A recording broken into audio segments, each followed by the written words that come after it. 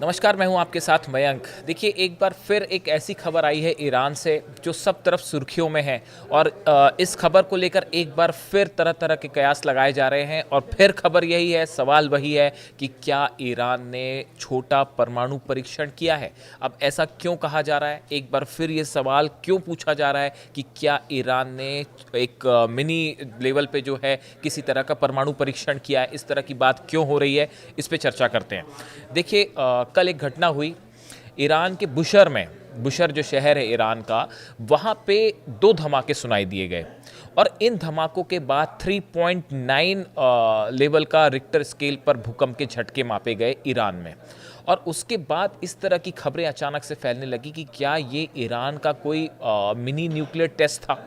और जो स्थानीय लोगों से इसमें गौर करने वाली जो बात थी, जो इसको न्यूक्लियर धमाके से जोड़ा गया, न्यूक्लियर टेस्ट से जोड़ा गया, इसकी वजह क्या है? इसकी वजह ये है कि जो स्थानीय लोग हैं बुशर के, इस तरह की खबरें आई, उनका कहना ऐसा था कि ये जो पहले दो धमाके सुने गए और उसके बाद ऐसा लगा कि ऐसा महसूस हुआ जैसे ज़मीन के नीचे किसी तरह का धमाका हुआ है। ज़मीन के नीचे से एक झटका, एक वेव महसूस की गई और ये जो है बहुत कुछ उस तरह का धमाका लोगों का कहना था जैसे मान लीजिए कोई परीक्षण किया गया है, जैसे ज़मीन के अंदर कोई धमाका हुआ है। इस तरह की खबरें आने लगी, जिसके बाद कई जगह है सोशल साइट पे इस तरह की खबरें आई कि भाई क्या ये सवाल उठने लगे।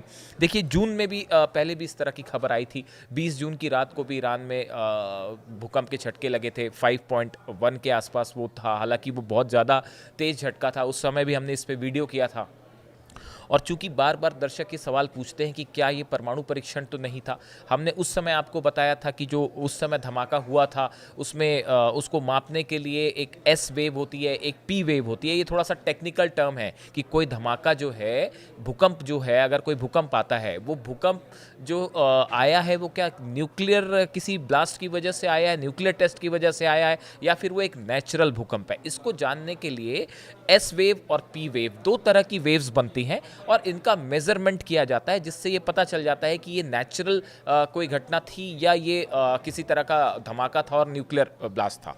अब देखिए, बुशर वो जगह है जहाँ पे ऑलरेडी ईरान का एक न्यूक्लियर प्लांट है जो कि रशिया की मदद से चल रहा है। दूसरा, यहाँ पे एक बड़ा एयरबेस है जिस जगह पे ये धमाके हुए और जहाँ ये भूकंप के झटके महसूस किए गए, ये उस एयरबेस के बेहद करीब बताए जा रहे हैं। इसलिए ये चर्चा छिड़ गई कि क्या ये किसी तरह का परमाणु परीक्षण तो नहीं था। इस बारे में देखिए, कुछ नहीं कहा गया ईरान की तरफ से। ईरान के राष्ट्रपति चीन में थे उस समय जबकि ये घटना है। पेजेशकियान जो वहाँ पे थे और वो बीजिंग में थे और शी जिनपिंग से और किम जोंग उन से उनकी मुलाकात चल रही थी चाइना में। उस दौरान ये घटना घटी ईरान में। अब देखिए, ये तो एक बात हुई। अब दूसरा, कुछ लोगों का ये मानना था, कुछ लोगों का ये कहना था कि ये जो धमाके जिस तरह से जहाँ पे ये भूकंप के झटके महसूस किए गए और जहाँ लोगों में अचानक ये हुआ कि भाई ज़मीन के नीचे कुछ हुआ है, ये चीज़ हुई है बुशर में। और कुछ का ये कहना था कि इसके ठीक पहले अफगानिस्तान में अभी हाल ही में आपने देखा होगा भूकंप के बड़े तगड़े झटके आए, काफ़ी सारे लोगों की वहाँ पे मौत हो गई। कुछ लोगों का ये कहना था कि ये जो अफगानिस्तान में भूकंप आया है, ये इसका आफ्टर शॉक है। आफ्टर इफेक्ट्स होते हैं, आफ्टर शॉक्स होते हैं। एक बड़ा भूकंप आता है, उसके बाद छोटे छोटे कई भूकंप के झटके आते हैं, ये उसका झटका है। लेकिन एक गौर करने वाली बात आप देखिए, अफगानिस्तान की सीमा ईरान से जहाँ पे लगती है, बुशर उससे काफ़ी दूर है।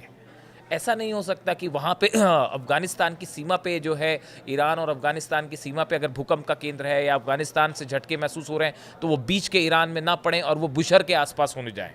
ये ऐसा जनरली नहीं होता।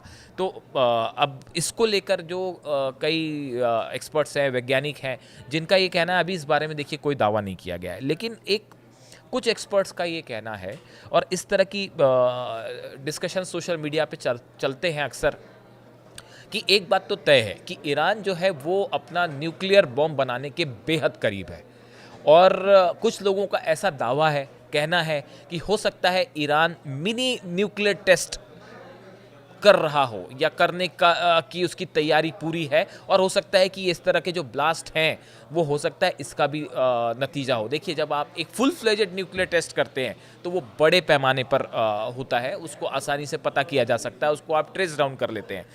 क्या छोटे लेवल पे अपने रेडिएशन को चेक करने के लिए या यूरेनियम का एनरिचमेंट लेवल कितना एक्यूरेट है, उससे क्या कितना सक्सेसफुल हो सकता है ये पूरा ब्लास्ट, इसको चेक करने के लिए क्या मिनी लेवल पे कोई परमाणु परीक्षण हो सकता है, इसको लेकर भी अलग अलग राय चल रही हैं। अब देखिए इसी बीच में आईएईए की एक रिपोर्ट आई है। ये आईएईए अंतर्राष्ट्रीय एजेंसी है जो कि ईरान के न्यूक्लियर साइट्स पे विजिट करके पता लगाती है कि भाई यहाँ पे कितना कार्यक्रम आगे बढ़ रहा है, ईरान का प्रोग्राम आगे तो नहीं बढ़ रहा है, इस तरह की बातें हैं। तो इनकी एक गोपनीय रिपोर्ट आई जो कि यूनाइटेड नेशंस के कई देशों को दी गई है। इस बात में इसमें ये बताया गया, इस रिपोर्ट में खुलासा हुआ है कि जून में जब वॉर चल रहा था इसराइल और ईरान का, उस समय की ये एक रिपोर्ट सामने आई है और उसमें ये बताया गया कि जून के महीने में एक महीने के अंदर, देखिए इसमें कहा है according to IAEA as of June 13 2025 Iran held 440.9 kilogram of uranium enriched up to 60%। इसमें यह कहा गया कि जून के महीने में 13 जून की ये रिपोर्ट है कि 13 जून तक ईरान के पास 440.9 किलोग्राम एनरिच्ड यूरेनियम है जो कि 60% तक एनरिच है। अब ये इनका कहना ऐसा है कि जो हमारी पिछली रिपोर्ट थी, मई की जो रिपोर्ट थी, उसके मुकाबले ये 32.3 किलोग्राम ज़्यादा है। यानी एक महीने के अंदर ईरान ने करीब 32 किलो यूरेनियम एनरिच किया। ये आईएईए का दावा है। देखिए ये इस बात को बताता है कि ईरान बहुत तेज़ी से, देखिए इस तरह की खबरें हैं पहले भी कि ईरान जो है वो न्यूक्लियर बॉम्ब बनाने के बेहद करीब है। और ये रिपोर्ट अगर सही है तो देखिए 60% आपके पास एनरिच्ड यूरेनियम है, ये आईएईए खुद कह रहा है। अगर ये 90% तक एनरिच हो जाए, जो कि बड़े आसानी से किया जा सकता है, इसीलिए घबराकर अमेरिका ने हमले किए, इसीलिए इजराइल ने घबराकर हमले किए कि भाई किसी भी तरह ईरान के न्यूक्लियर प्रोग्राम को रोका जाए। जो फोर्दो में, नतांज में और इस्फहान पर हमले हुए B-2 बॉम्बर्स से और मिसाइल्स, टॉमहॉक मिसाइल से हमले हुए, वो इस प्रोग्राम को रोकने के लिए किए गए। लेकिन यूरेनियम तो सुरक्षित है, वो पूरी दुनिया जानती है कि उसको ईरान ने सही जगह पहले ही पहुंचा दिया, ठिकाने लगा दिया, उसको मिला कुछ नहीं अमेरिका को। अब देखिए, अब इसके बाद की कहानी समझिए। ये जो यूरेनियम, एनरिच्ड यूरेनियम है, जो अगर सही दावा है आईएईए का कि एक महीने के अंदर 32 किलो यूरेनियम का भंडार ईरान का बढ़ा, तो आप अंदाज लगाइए कि कितनी तेज़ी के साथ ये प्यूरिफाई हो सकता है और कितने करीब है ईरान न्यूक्लियर बम बनाने के। इन सूरत में अमेरिका बार बार ये दबाव डाल रहा है कि आईएईए का फुल इंस्पेक्शन वहाँ शुरू हो जाए, ईरान का जो परमाणु कार्यक्रम है उसको पूरी तरह से, एनरिचमेंट को पूरी तरह से रोक लिया जाए। बार बार इसके कि ईरान का ये कहना है कि हमारा फंडामेंटल राइट है, हमारा सॉवरेन, हम एक सॉवरेन कंट्री है, इलेक्ट्रिसिटी के लिए हमारी ज़रूरत है, मेडिकल पर्पसेस के लिए हमारी ज़रूरत है, लाइट के लिए हमारी ज़रूरत है, हम इसको कंटिन्यू करना चाह रहे हैं। टॉक्स करने के लिए भी ईरान राजी है, लेकिन उसके बाद भी यूरोपियन कंट्रीज स्नैपबैक सैंक्शंस लगाने की कोशिश में है। मिसाइल प्रोग्राम, अभी जो नया खुलासा अली लारिजानी साहब ने किया कि भाई अमेरिका जो है उसका मूल मकसद है ईरान के मिसाइल प्रोग्राम को रोकना। इजराइल को शायद डर हो इस बात का कि जो पिछली बार हमले हुए, ऐसे ही हमले अगर आगे हो गए तो क्या होगा। इजराइल जो है, जो हमने देखा जो मिसाइल्स गिरी, अब की बार तो ईरान का दावा है कि इससे भी ज़्यादा मिसाइल्स बन गई हैं, ज़्यादा स्पीड के साथ और ज़्यादा आधुनिक टेक्नोलॉजी के साथ ईरान के पास मिसाइलें आ गई हैं। इस सूरत में अगर ईरान खुद को परमाणु न्यूक्लियर देश घोषित कर देता है, जिसकी प्रबल संभावनाएं बताई जा रही हैं, खासकर अगर स्नैपबैक सैंक्शंस लग जाते हैं, अगर ईरान को ज़बरदस्ती जो है वो उस पर आप लाद दिए जाएँ प्रतिबंध, तो कई सारे साइंटिस्ट का ये कहना है कि ईरान ऑलरेडी इस पोजीशन में है कि चंद दिनों के अंदर अगर ईरान चाहे तो वो न्यूक्लियर धमाका कर सकता है। कुछ का तो ये भी दावा है कि ये जो आफ्टर शॉक, ये जो छोटे छोटे भूकंप आ रहे हैं, हो सकता है ये किसी तरह का परमाणु परीक्षण। हालांकि इसके बारे में कोई पुख्ता जानकारी नहीं है। देखिए ये ऐसी चीज़ें हैं जो जब तक कोई डिक्लेयर ना करे, जब तक कोई पुख्ता जानकारी सामने नहीं आए, तब तक कुछ आप कह नहीं सकते। पूरे दुनिया भर के सैटेलाइट्स ईरान की गतिविधियों को मॉनिटर करते हैं, चाहे अमेरिका के हों, चाहे यूरोपियन कंट्रीज़ के हों। ये समझने की कोशिश में लगे रहते हैं कहीं ईरान में न्यूक्लियर टेस्ट तो नहीं हो रहा। किम जोंग उन हाल ही में मिले पेजिशकियान साहब से, राष्ट्रपति ईरान के, और वो पहले ही कह चुके हैं किम जोंग उनको ईरान को फ़ौरन न्यूक्लियर टेस्ट करना चाहिए, आप दबाव में मत आइए, फ़ौरन न्यूक्लियर टेस्ट करिए।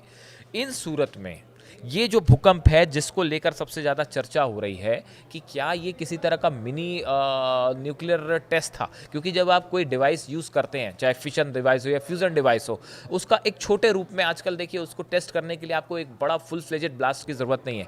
अब तो लैब टेस्ट भी होता है, यानी कि आप एक कंप्यूटर पे ही जो है वो पूरा आकलन कर लेंगे कि आपका परमाणु परीक्षण जो है वो कितना सक्सेसफुल है या नहीं है। कंप्यूटर लेवल पे ही वो टेस्ट हो जाते हैं। तो हो सकता है, कई लोगों का ये कहना है, कई एक्सपर्ट्स का ये कहना है, जो न्यूक्लियर मामले के जानकार हैं वो बताते हैं कि कहीं ऐसा तो नहीं कि ये छोटे छोटे स्तर का टेस्ट है, जो ईरान कुछ छोटे न्यूक्लियर बॉम्ब्स डेवलप कर रहा हो या उसकी एक्यूरेसी टेस्ट करने के लिए। हालांकि देखिए, इस बारे में कोई पुख्ता जानकारी नहीं है। I am repeating it again कि किसी एजेंसी ने नहीं कहा है कि ये टेस्ट है। इस तरह की बातें अभी सिर्फ चर्चाओं में ही है। ईरान की तरफ से इस बारे में कुछ नहीं कहा गया है। कई इंटरनेशनल एजेंसीज हैं जो ये मॉनिटर करती हैं कि ये क्या कोई न्यूक्लियर टेस्ट तो नहीं था, उनकी तरफ से भी कुछ नहीं कहा गया है। पिछली बार जो भूकंप आया था उसमें ये कहा गया था कि नहीं, ये नॉर्मल अर्थक्वेक की घटना है। इस बार इसे अफगानिस्तान से जोड़ा जा रहा है, लेकिन अफगानिस्तान और बुशर में बहुत अंतर है, दूर है बहुत ज़्यादा। बीच में भूकंप ना आए और इधर भूकंप आ जाए, ये थोड़ा सा बात जम नहीं रही। इस सूरत में एक बार फिर इस पे चर्चा है कि क्या ईरान ने न्यूक्लियर टेस्ट किया है, क्या ईरान आने वाले दिनों में न्यूक्लियर टेस्ट करेगा। और इसी बात को लेकर एक और बड़ी खबर ये है कि इजराइल जो है एक बार फिर बड़े अटैक की तैयारी में जुट चुका है ईरान के ऊपर। ऐसी एजेंसीज को खबर मिली है, ईरान की तरफ से सोर्सेज से ये खबर आई है कि ईरान इस बात को समझ रहा है कि इजराइल जो है वो कभी भी एक बड़ा हमला कर सकता है, खासकर इस स्थिति में जब न्यूक्लियर टॉक्स पूरी तरह से फेल हो गई हैं, 6 दौर की बात फेल हो गई है और यूरोप जो है वो सैंक्शंस लगाने जा रहा है। इस सूरत में एक आपको ऐसा लग सकता है कि सीज फायर है, ईरान की तरफ से कहा गया अगर जवाब कोई भी हमला हुआ, इस बार वो जवाब होगा कि इजराइल देखता रह जाएगा।